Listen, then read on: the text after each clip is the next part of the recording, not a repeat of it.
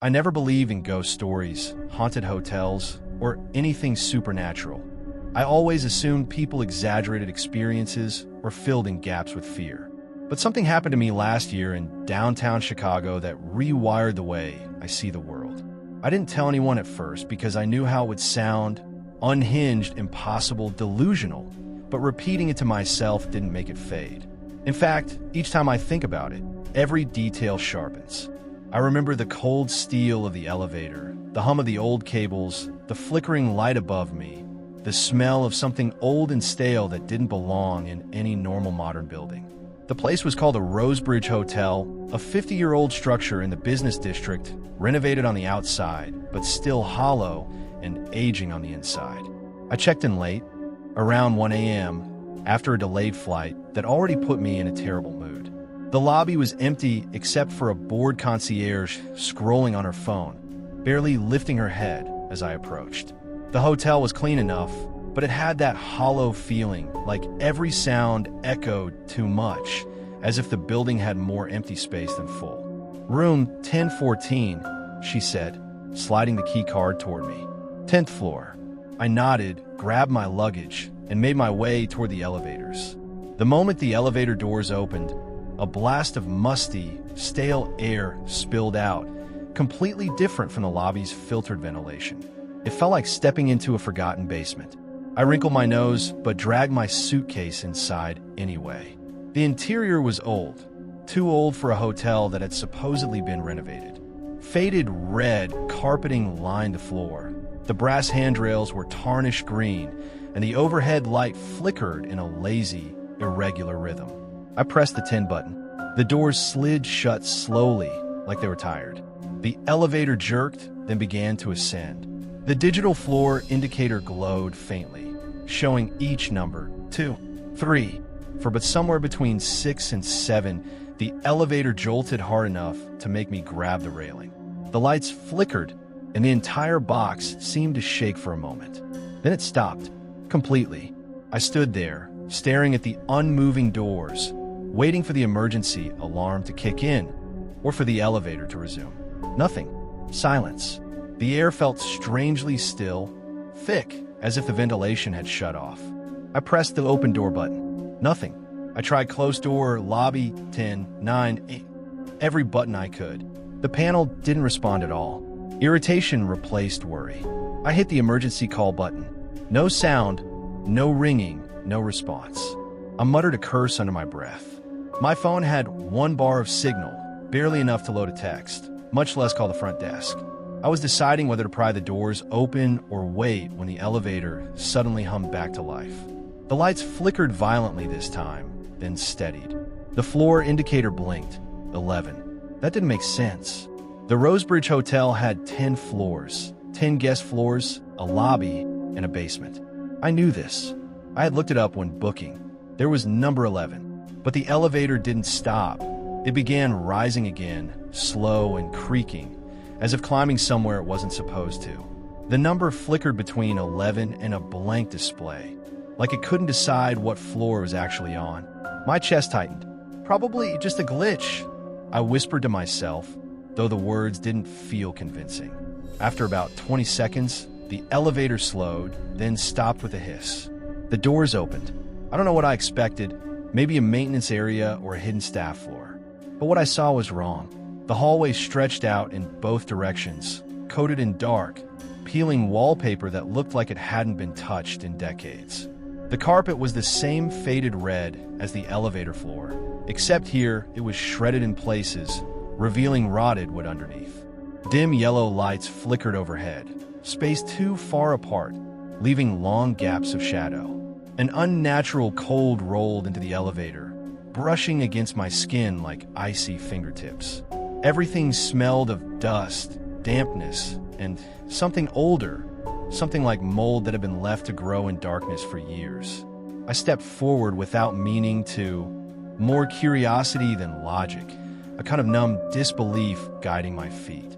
The elevator doors slid closed behind me, and when I turned, the elevator was gone. Not invisible, just gone. Where the door should have been, there was only peeling wallpaper and a rusted sconce. My heart hammered so loudly I felt it in my throat. I reached out and touched the wall. Solid. Cold. Real. No. I whispered, try to steady my breathing. This wasn't possible. Elevators don't vanish. They don't open onto non-existent floors. They certainly don't trap people in impossible places. I looked down the hallway again. The lights flickered, buzzing softly. Rows of doors lined the walls. Old wooden doors with tarnished brass knobs. No numbers. No signs. No sound. Every instinct in my body screamed to run, but my legs felt made of lead. I took a cautious step forward. The floor creaked under my weight. Another step. The air felt colder the further I walked, like the hallway itself was draining warmth. My breath fogged faintly. Hello, I called out, hating how shaky my voice sounded. It echoed through the corridor, too much like the walls were swallowing the sound and spitting back a stretched version of it. That's when I heard it, a soft creaking like a door slowly opening. Not near me, not far either. I froze. The sound came again, longer this time. I turned toward the right side of the hallway. A door halfway down was cracked open about an inch. I stared at that narrow gap, waiting for something, anything, to move. But the hall remained still. I stepped backward. Whatever curiosity had guided me before was gone. Now there was only fear. I turned and started walking quickly, almost jogging, toward where the elevator should have been. But the hallway kept going, and going, and going. The wall where the elevator had disappeared was nowhere in sight. My breathing quickened. The corridor seemed endless, stretching far beyond the building's actual dimensions. I tried another direction, left, but it was the same. Endless hallway, identical doors, flickering lights. I couldn't even tell if I was going in circles or if the hallway simply rearranged itself every time I looked away. Panic swelled inside me like rising water. Stop! I yelled, the words stripping my throat raw. The lights buzzed louder in response, like insects agitated by noise. Then, without warning, every light down the hall flickered off, all at once. Pitch black. I froze so hard my muscles locked. The darkness was absolute. I couldn't see my hand in front of my face. My ears strained for any sound, my heart pounding, my breath shaking. Then I heard footsteps. Not mine. Slow, dragging footsteps. Coming closer. My pulse throbbed violently. The steps echoed strangely, as if coming from multiple directions. I backed up until I hit a wall, pressing myself against it, trying to dissolve into the plaster. The footsteps grew louder, closer, until they were right in front of me. I felt the air shift, like someone was standing inches away. I held my breath. Then, them. The hallway stretched ahead impossibly long, but I didn't stop. I didn't look back. I didn't want to see what was following me. Eventually, something changed. The carpeting shifted color under my feet from red to a newer beige. The wallpaper changed to something modern. The air warmed. The lights steadied. I skidded to a stop. The hallway, finally, looked normal. I turned.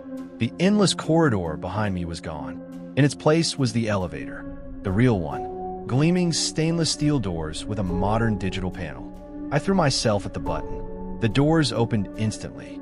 Inside, the elevator was warm, bright, clean, nothing like the one I had ridden earlier. I slammed the lobby button. The doors shut. The elevator descended smoothly, too smoothly for how ancient the previous one had felt. When I stepped out into the lobby, guests were checking in. People were talking.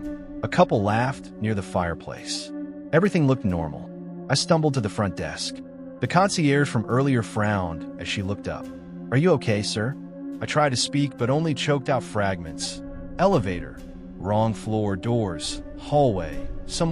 She stared at me blankly, worried but confused. "Sir, the 10th floor elevators are all under maintenance tonight," she said slowly. "The only one working is the service elevator on the opposite side of the building." My blood turned to ice. "No," I whispered. "I used that one." She shook her head. "That elevator's been locked since 2021. No guest can access it." I felt dizzy. "Then what elevator did I use?" She hesitated before answering. "The one on the left." I nodded. She swallowed. "That shaft is empty. The elevator car was removed years ago." My mind snapped rigid. "That's impossible." She looked genuinely terrified now. "Sir, if the door's open for you, then something else is wrong with this building." I left that night. I didn't go to the room. I didn't pack anything. I walked out into the freezing air and called an Uber, shaking like I had hypothermia. The next morning, I received an automated text message from the hotel. "We noticed you left without checking out. Please return your room key." But I had never gone to the 10th floor, never reached room 1014, never laid on the bed. And yet, when I checked my bag that morning, my room key card wasn't there. Instead, inside the side pocket, I found a tarnished brass key, the kind that fits into old wooden doors. Attached to it was a rusted key tag. I wiped off the dust and dirt, revealing faint stamped letters. Room 11, a floor that doesn't exist, a room I never walked into, a hallway I should never have seen. But the key sits on my desk as I write this. Sometimes in the middle of the night, I hear something, a soft mechanical hum, the sound of an old elevator arriving. And every time I turn toward my bedroom door, there's a thin line of yellow light glowing underneath it, like elevator doors that don't belong in my house, opening somewhere they shouldn't. Thump. The hallway stretched ahead impossibly long, but I didn't stop. I didn't look back. I didn't want to see what was following me. Eventually, something changed. The carpeting shifted color under my feet from red to a newer beige. The wallpaper changed to something modern. The air warmed. The lights steadied. I skidded to a stop. The hallway, finally, looked normal. I turned. The endless corridor behind me was gone. In its place was the elevator, the real one, gleaming stainless steel doors with a modern digital panel. I threw myself at the button. The doors opened instantly. Inside, the elevator was warm, bright, clean, nothing like the one I had ridden earlier. I slammed the lobby button. The doors shut. The elevator descended smoothly, too smoothly for how ancient the previous one had felt. When I stepped out into the lobby, guests were checking in. People were talking. A couple laughed near the fireplace. Everything looked normal. I stumbled to the front desk. The concierge from earlier frowned as she looked up. "Are you okay, sir?" I tried to speak, but only choked out fragments. Elevator, wrong floor, doors, hallway. She stared at me blankly, worried but confused. "Sir, the 10th floor elevators are all under maintenance tonight," she said slowly. "The only one working is the service elevator on the opposite side of the building." My blood turned to ice. "No," I whispered. "I used that one." She shook her head. "That elevator's been locked since 2021. No guest can access it." I felt dizzy. "Then what elevator did I use?" She hesitated before answering. "The one on the left." I nodded. She swallowed. "That shaft is empty. The elevator car was removed years ago." My mind snapped rigid. "That's impossible." She looked genuinely terrified now. "Sir, if the door's open for you, then something else is wrong with this building." I left that night. I didn't go to the room. I didn't pack anything. I walked out into freezing air and called an Uber, shaking like I had hypothermia. The next morning, I received an automated text message from the hotel. "We noticed you left without checking out. Please return your room key." But I had never gone to the 10th floor, never reached room 1014, never laid on the bed. And yet, when I checked my bag that morning, my room key card wasn't there. Instead, inside the side pocket, I found a tarnished brass key, the kind that fits into old wooden doors. Attached to it was a rusted key tag. I wiped off the dust and dirt, revealing faint stamped letters. Room 11, a floor that doesn't exist, a room I never walked into, a hallway I should never have seen. But the key sits on my desk as I write this. Sometimes in the middle of the night, I hear something, a soft mechanical hum, the sound of an old elevator arriving. And every time I turn toward my bedroom door, there's a thin line of yellow light glowing underneath it, like elevator doors that don't belong in my house, opening somewhere they shouldn't. I never believed elevators could be haunted. Haunted hallways? Sure. Haunted rooms? Absolutely. But elevators? They were metal boxes, cables, and outdated emergency alarms. Too mechanical, too bland to hold onto anything supernatural. At least, that's what I told myself before that night at the Hampton Ridge Hotel, the place that made me swear off elevators forever. I was in town for a quick 2-day work seminar, bored out of my skull, and stuck in a hotel that smelled faintly of lemon cleaner and something older beneath it, like dust that had memories. The building was modern enough. 12 floors, chrome fixtures, a lobby filled with fake plants, and elevators with polished buttons that glowed a welcoming gold. Nothing about it screamed danger. But evil doesn't always announce itself. Sometimes it hums quietly in the background, waiting for you to step inside. I checked in late, long after the sun had gone down. The front desk clerk, a young man with thick glasses and a jittery smile, barely looked up. "You're on the 10th floor. Elevators to your right." As I thanked him and turned away, I swear I heard him add something under his breath. Something like, "If it stops on 9, don't get out." I assumed I misheard. I should have asked. God, I should have asked. The elevator chimed politely as I approached, its doors sliding open like an invitation. Inside, it smelled faintly metallic like warm machinery. I pressed the button for the 10th floor, leaned back, and waited. The door slid shut smoothly. No flickering lights, no jerking motion, just a clean, quiet ascent. Floor 1, 2, 3, steady and calm.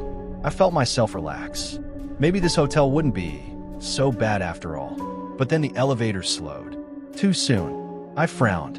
The number display glowed 3, then dimmed, then blinked back as 2. The elevator was going down, but I hadn't pressed anything. Faulty sensors. I muttered, because humans will do anything to rationalize the start of their doom. The elevator dropped to the lobby level, paused, and the doors slid open. But the lobby wasn't there. Instead, I was staring into a hallway I had never seen before. Dim, yellowish, old, like I was peering decades backward. The carpeting was worn and patterned with flowers that had long since lost their color. The wallpaper peeled like dry skin.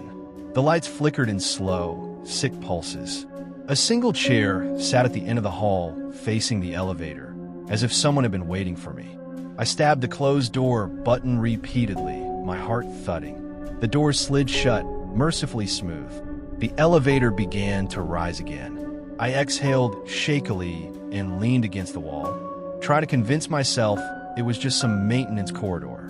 Maybe the hotel was renovating a wing. Maybe, but the elevator didn't stop at 10. It didn't stop at 12. The display climbed past numbers that didn't exist. 13, 14, 15. The air inside grew colder with each passing floor. My ears began to ring. "Okay, no," I whispered. "What is this?" The elevator finally jerked to a stop on 17, a floor that absolutely did not exist. The doors slid open again, but this time there was nothing. Just darkness. A hallway swallowed whole by shadow. I didn't step out, but the cold breath of that darkness spilled into the elevator, frosting my skin. Somewhere inside the black corridor came the soft scraping of something dragging against the floor. Slow, uneven, coming closer. Close, I begged the doors. Close. They didn't. The dragging sound grew louder. Something wet hit the ground like thick drops of liquid. My throat locked. The emergency button did nothing. The closed door button blinked but didn't respond. Something was approaching the threshold. Something unseen. Something breathing. Right before whatever that thing was reached the doorway, the elevator slammed shut and shot downward so fast my knees buckled. The display flickered violently as the elevator plummeted. It passed the lobby, past the basement, past numbers into the negatives. 1, 2, 3. My ears popped painfully as air pressure thinned. My breath fogged like the temperature had dropped below freezing. The elevator shook violently, cables groaning above like they were tearing from their bolts. Then it stopped. No number displayed, just blankness.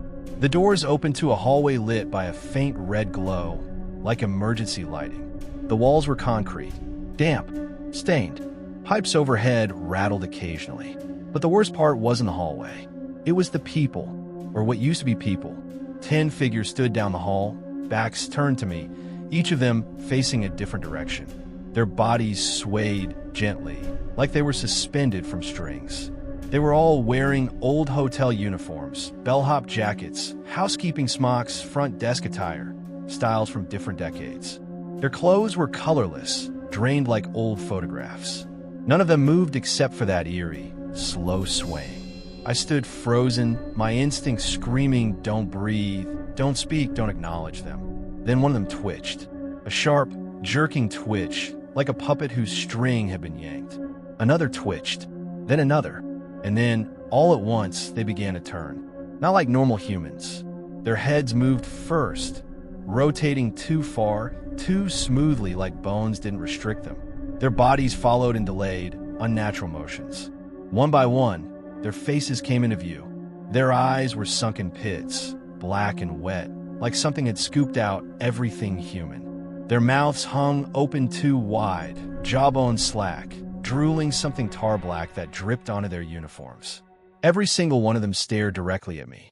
I slammed my palm against the button panel. Any button, every button. The elevator doors began to close agonizingly slowly. The figures didn't walk, they slid toward me, feet dragging like dead weight. I could hear their breaths now, raspy, wet, eager. One lifted its arm, reaching out, its fingers stretching unnaturally long, like tendons were being pulled apart. The elevator closed just as its fingertips brushed the threshold.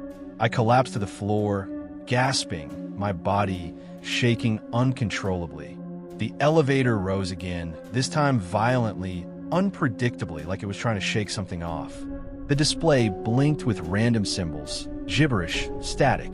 Finally, mercifully, the elevator slowed. The number 10 appeared. Normal, real, safe. When the doors opened, the familiar hallway greeted me. Warm lighting, patterned carpet, the faint smell of someone reheating food. I ran. I didn't care how I looked. I sprinted down the hall, key card shaking in my hand as I fumbled it into my room's lock.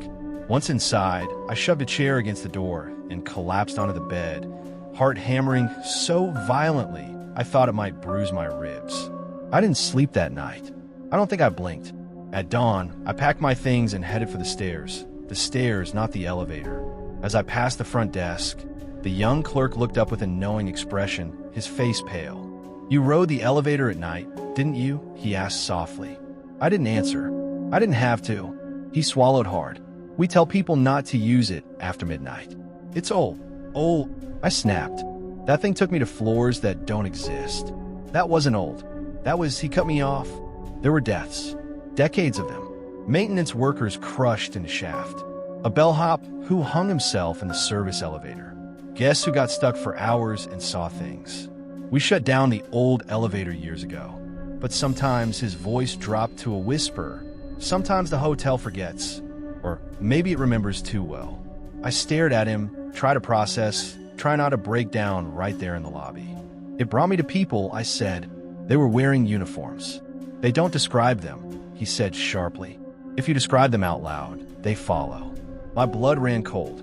I backed away slowly. As I walked out the front doors, I glanced back at the elevator bank. The middle elevator, the one I had taken, was dark. Out of service. A sign hung in front of it. "Do not use. Maintenance only," but just before the doors shut, I saw something impossible. The floor display blinked. Once. Twice. Then it flashed a number I knew too well. 17. The doors slid closed. I ran to my car and didn't look back. That was 3 months ago. Now, in the dead hours of the night, when I'm sitting alone or lying in bed trying desperately to sleep, I sometimes hear a sound I can't explain. A faint ding, metal doors sliding open, and always the quiet hum of an elevator arriving on a floor that shouldn't exist. And sometimes, just as I'm drifting off, I hear the soft scrape of something dragging toward me. I don't take elevators anymore, but I think one is trying to take me. I never want to stay in room 411. That wasn't the room I booked. It wasn't even close.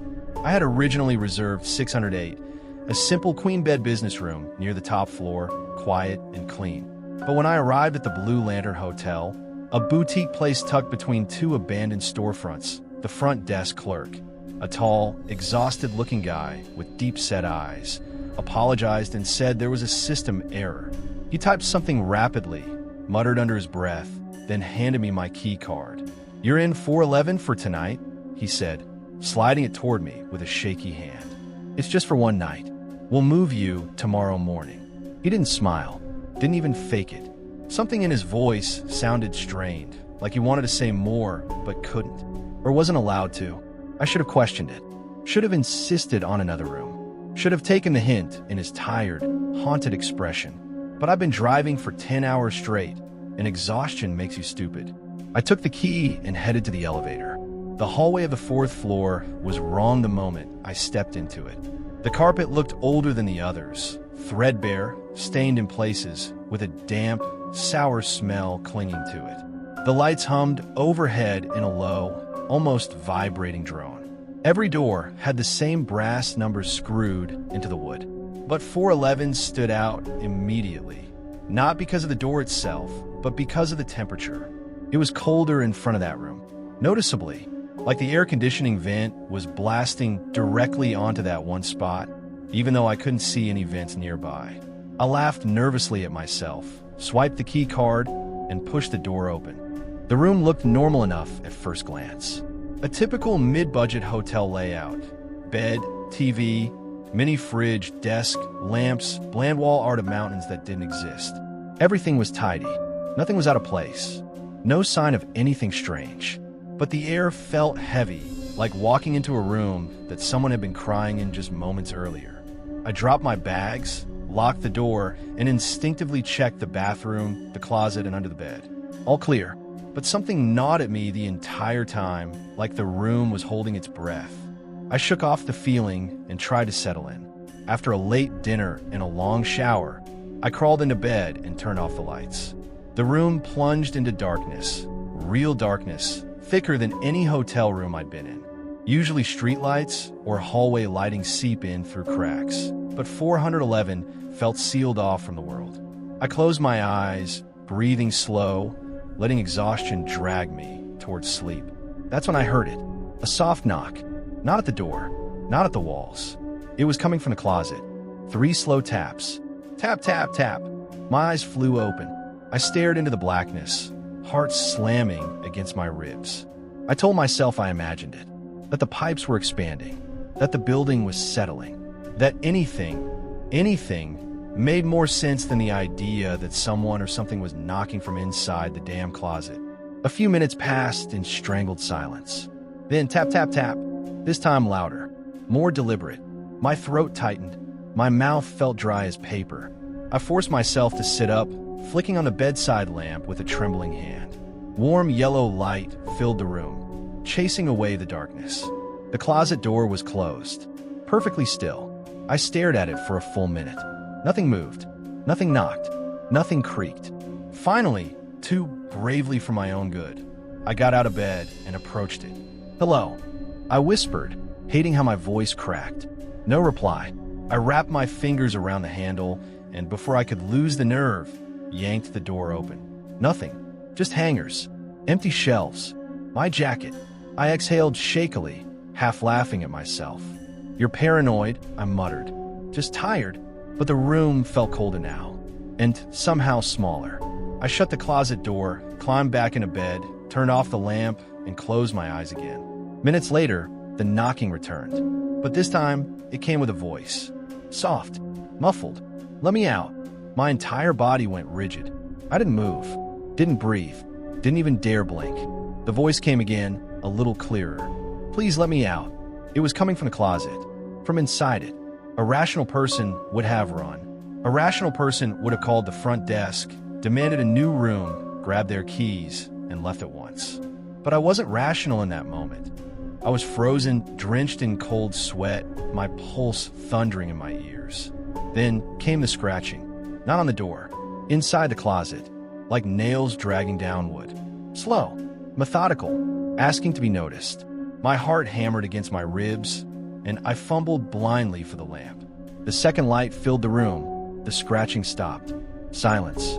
But this silence felt different. Not empty. Waiting.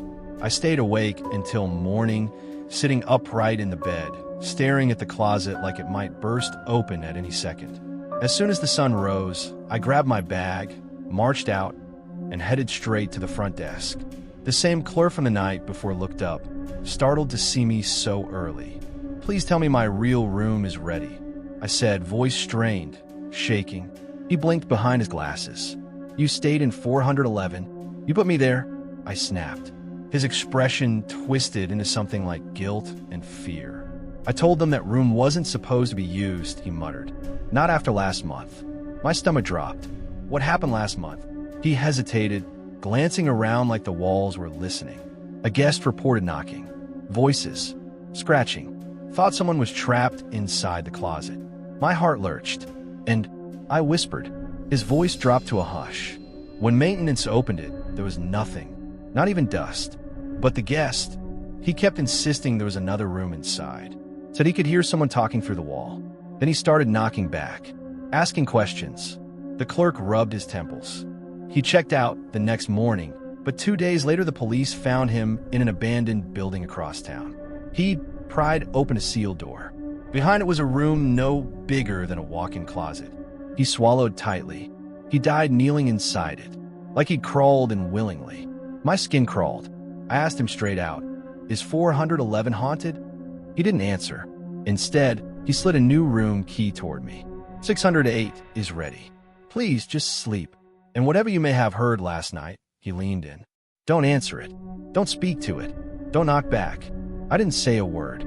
I took the key, grabbed my things, and moved to the 6th floor. Room 608 felt instantly different, warm, modern, normal. I tried to relax, telling myself the night before was sleep deprivation mixed with nerves. But even in the new room, something felt wrong. Because that night, as I lay in bed watching TV, tried to drown out my thoughts, my phone vibrated. An email notification.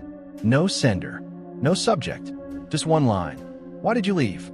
I deleted it immediately. But another one arrived a minute later. I'm still in here. My stomach twisted into a knot.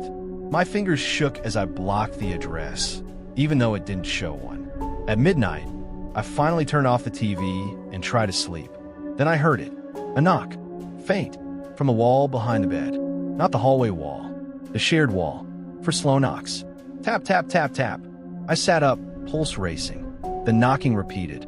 Then a voice, low, trembling, desperate, whispered, "Can you hear me?" I scrambled off the bed so fast I nearly fell. My back hit the opposite wall as I stared at the spot behind the headboard. The voice was clearer now. It sounded close. Too close. Like the wall was paper thin. Please don't ignore me. It's dark in here. My breath caught in my throat. Room 411 was directly 2 floors below me. But the way the voice came through the wall, it was as if it was coming from a vertical shaft, not a room. A space that existed between floors. Or behind them. A hidden cavity. A narrow one. The voice whispered again. You heard me last night. In the closet. I stumbled toward the desk, grabbed the room phone, and dialed the front desk. The clerk picked up, sounding groggy. What is it? He asked. There's someone in the walls. I hissed, voice shaking. Someone is talking through the wall. He didn't react. Didn't sound surprised. He only asked one question. Did you respond? My throat tightened. No, I whispered. Silence. Then he said, turn on the TV. Don't turn it off.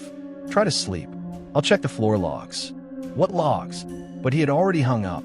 I turned the TV on to drown out the voice. But I could still hear faint scratching behind the bed. Like fingertips dragging along the inside of the wall. Like someone trying to find the way out. I didn't sleep. In the morning, the front desk clerk was gone. A new worker, a woman in her 40s, told me he had quit unexpectedly. He left a note, she said, frowning. Said he was taking a leave of absence. I asked if I could see it. She said no. I checked out immediately. But the story didn't end when I left the hotel. Because that night, in my own apartment, I heard it again. 3 slow taps. Tap, tap, tap. Coming from my bedroom, closet. I froze. The room felt colder. Heavier. A voice whispered from behind the door, muffled by darkness and wood. You left the door closed, but I found another way out. Then the knob twitched. Just slightly. Enough to let me know it could turn more if it wanted to. Enough to make me back away until my back hit the wall. Enough to make every hair on my body stand on end. The voice whispered again, closer this time. You shouldn't have left me in 411. My closet door creaked outward 1 inch. Only one. But the darkness behind it felt alive. Breathing. Waiting. And now, every night, no matter where I sleep, Even when I travel, even in hotels that have no fourth floor, I hear him. 3 soft knocks, a trembling whisper, a scratching that never stops. He followed me home, and every night the closet opens a little more. Someday soon, I think he'll step out fully. And when he does, he'll want me to join him. If you ever check into a hotel and the front desk clerk warns you about a certain guest, don't listen, don't stay curious, and don't ask questions. I learned the hard way that some guests never leave, even after their bodies do. I've spent most of my adult life on the road. Cheap motels, highway rest stops, those weird 3-story hotels with carpets older than the staff and lighting that feels like it was installed by someone who hated brightness. I'm used to cigarette-stained hallways, neighbors arguing through paper-thin walls, and the faint smell of mold drifting through every AC vent. But nothing, absolutely nothing, prepared me for what happened last winter at the Silver Crest Inn, the place I now call the hotel that ruined sleep for me forever. It was late December, the kind of cold where the air hurts your teeth when you breathe. I've been driving from Utah to California for a job I didn't even want. I just needed the money. Outside, snow hammered the windshield so hard it felt like 1,000 tiny fists. By the time I saw the glowing green sign, Silver Crest Inn, flashing through the storm, I was desperate for warmth. The parking lot was half buried in snow. The drifts piled high against the walls like nature itself was trying to seal the place shut. The building looked old, boxy, almost government issue, but my brain wasn't in the mood to judge architecture. I just needed a room. Inside, the lobby was surprisingly warm, though dim. A single floor lamp in the corner cast a cone of yellow light that barely touched the edges of the room. Behind the counter sat a middle-aged woman with tired eyes and a nervous, jittery way of tapping her fingers. She straightened up when I approached, like she'd been caught doing something she shouldn't. "Cold night," I said, brushing snow off my jacket. She nodded quickly. "We don't get many guests during storms," she said. "People usually keep driving." I laughed. "Trust me, no one's driving through that." She didn't laugh back.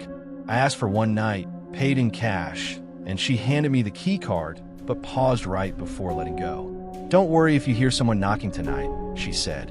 There was no humor in her voice. None. "Don't open the door, no matter what they say." My hand froze on the card. "A what?"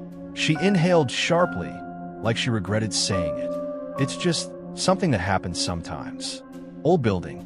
Sound travel. Ignore it and you'll be fine." She forced a smile, but looked like her face wasn't used to the motion. I wanted to ask more, but exhaustion won, and I trudged down the hallway toward room 203.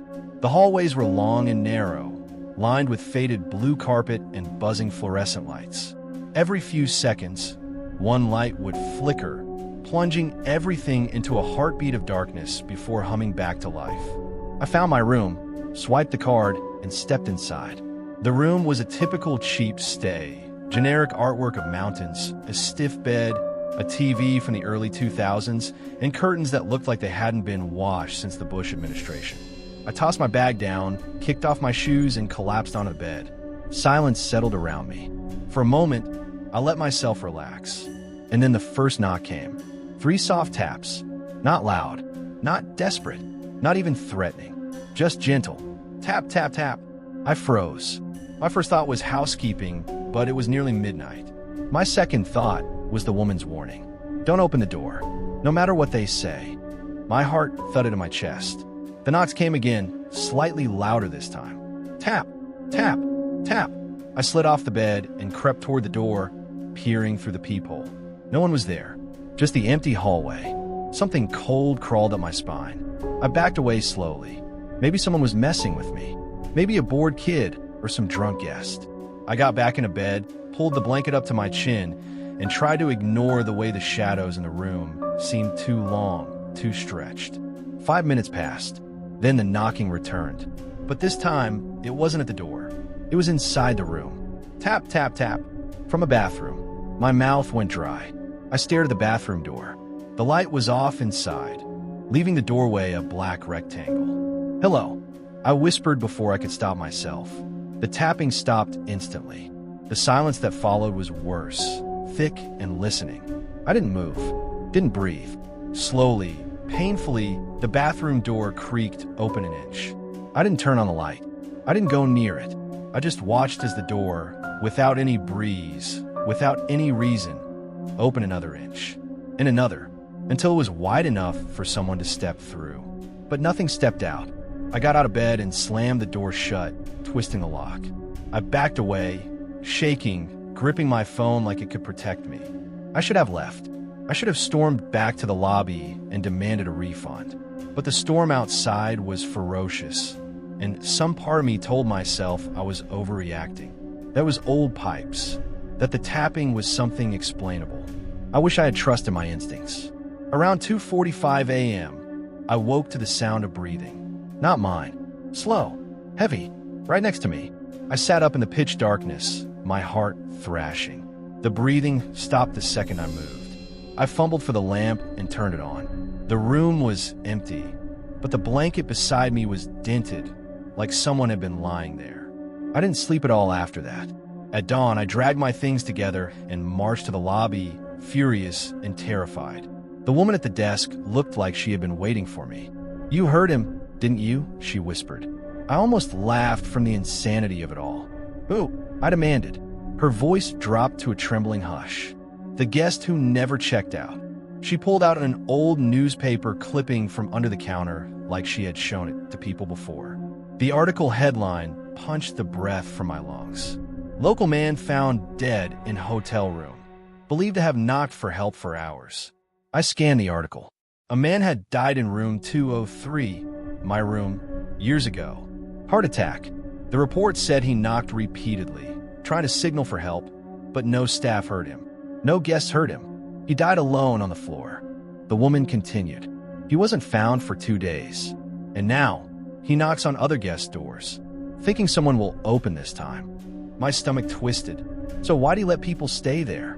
Because, she whispered, he only knocks, but he only enters when someone answers. I felt sick. I didn't answer.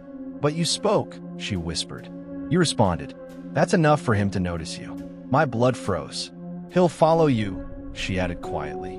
"Not far, but for a while." I stared at her in horror. "What do I do?" "Don't open the door," she repeated. "Wherever you go, if you hear knocking, ignore it." That was months ago. I haven't slept normally since. Sometimes late at night, in whatever city I'm in, no matter the hotel, no matter the distance, I still hear it. 3 soft taps. Tap, tap, tap. And a voice whispering through the door. "You didn't open last time, but you will eventually." I'm starting to believe he's right.